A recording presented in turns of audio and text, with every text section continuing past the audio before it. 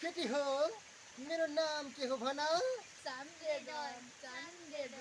भएन अलि जोडले भन केटी हो मेरो नाम के हो भन खै मैले त केही सुनेन अलि ठुलो स्वरले भन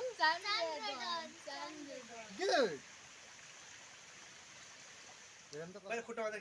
दे भाइ हल्लाउ खुट्टा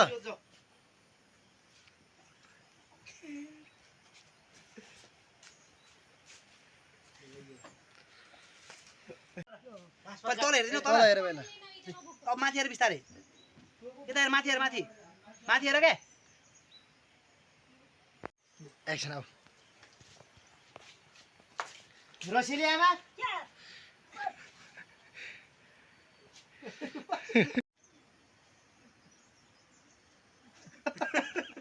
भन रसिली आमा हाम्रो एउटा गाउँमा भन रसिली आयो छोड्दे पक्का त्यो डायलग भन्नु मैले किन आइ भन के रसिली आमा भाइलाई नाच रसिली आमा हामीलाई एउटा गाउँको मान्छेले निकै यो भन भनेर किन रसिली आमा हामीलाई यो बौली रसिली आमा हामीलाई एउटा गाउँको मान्छेले निकै तनाव टेन्सन दिइरहेको छ के अब तपाईँले त्यो मान्छेलाई गएर हान्न पर्यो र यो गाउँलाई अಯ್यो भन रसिली आमा हामीलाई एउटा गाउँको मान्छेले निकै टेन्सन दिइरहेको छ के अब तपाईँले त्यसलाई गएर हान्न पर्यो ठोक्नु पर्यो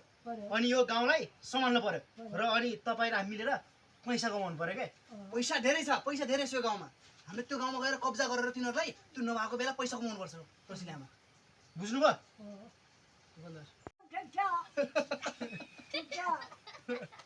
ल ठिक छ भन भाइ ल ठिक छ भन है ल ठिक छ सबै खिचिरहेको भन के बाबु काम छ लग्लो काम छ लग्लो खाऊ नि म एउटा सिक्किम ल बन्द गर्छु सुन भाइ भन तलबाट आउने तलबाट भन भन भन भन कस्तो मान्छे त भन 1 2 3 स्टार्ट ल ल त्यसो भए डन है ल औँठो देखाइन एउटा औँठाले सिकाऊ के एक्सन भन हो लसुन त हैन हो सुनै हो भाइ समा भन है अब ल ओ त्यो हातले यस्तो भन यिनी मेरा खुट्टा समा भन भन 1 2 3 स्टार्ट मेरा खुट्टा समा भन क्या रोका म भन भन्छु मेरा खुट्टा समा भने है भन कहिले हो यो कास्तो ठीक छ कति आछै त ठीक छ भन आमा म उसको पार्टनर हामी मालिक राख्छ त भन आमा म उसको साथी हामी सबै मिलेर कब्जा गर्नुपर्छ गाउँलाई